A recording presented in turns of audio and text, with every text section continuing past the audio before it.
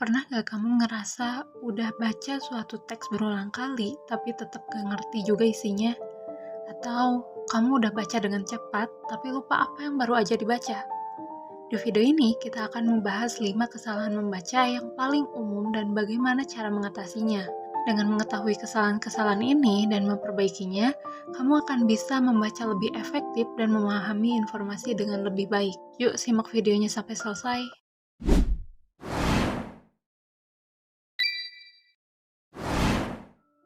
Membaca adalah keterampilan penting yang kita butuhkan dalam kehidupan sehari-hari, mulai dari belajar, bekerja, hingga mencari informasi. Semuanya membutuhkan kemampuan membaca yang baik.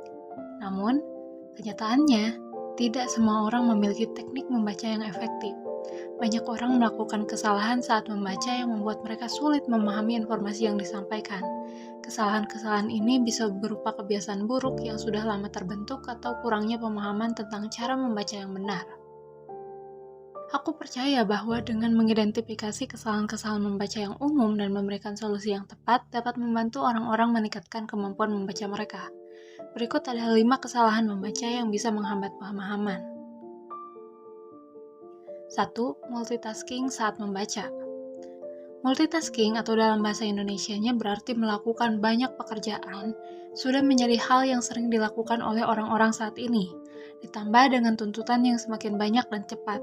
Dalam beberapa situasi, multitasking memang membantu untuk lebih efisien dan efektif.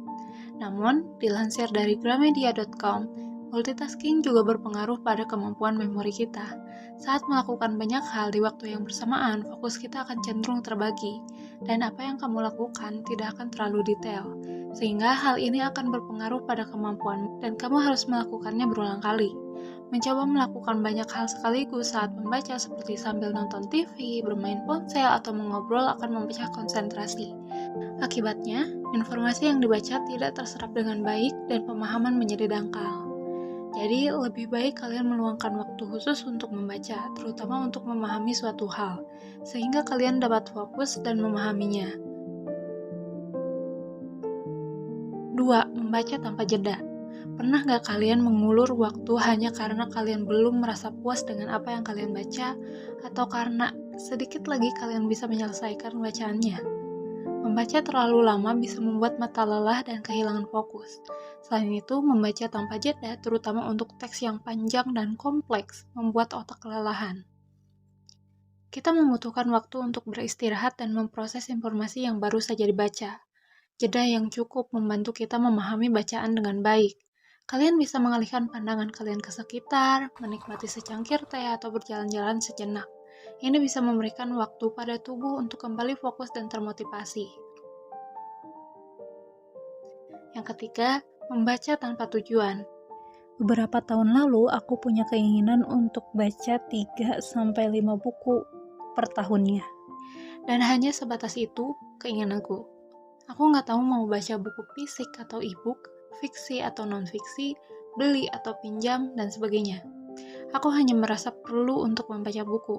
Hal ini membuat aku memaksakan diri membaca buku apapun agar keinginan aku tercapai.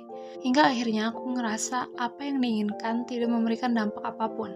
Tujuan yang jelas membuat kita membaca tanpa fokus dan arah. Kita tidak tahu informasi apa yang sebenarnya ingin kita dapatkan dari bacaan tersebut.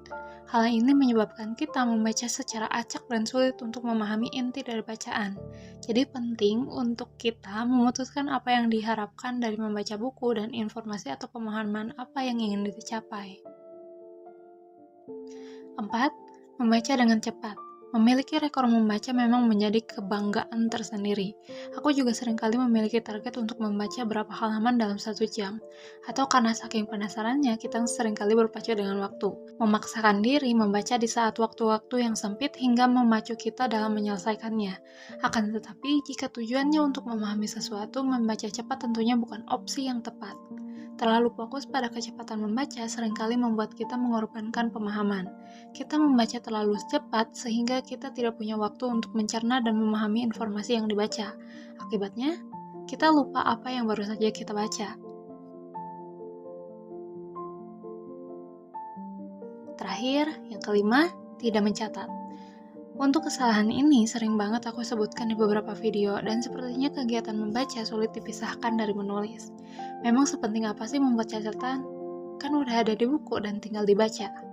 Kalian gak cuma nulis kutipan atau kalimat yang kalian suka dari buku itu, karena hal itu bisa kalian temukan dengan mudah di internet. Tapi kalian bisa mulai mencatat banyak hal yang kalian dapat dari buku.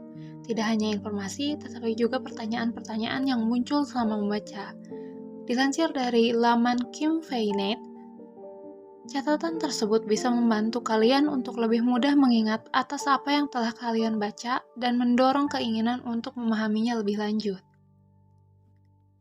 Mengapa 5 kesalahan ini yang paling sering terjadi? Kelima kesalahan ini sering terjadi karena beberapa faktor. Pertama, kebiasaan buruk. Beberapa orang mungkin sudah terbiasa dengan kebiasaan membaca yang salah sejak lama dan sulit untuk diubah. Kedua, kurangnya kesadaran.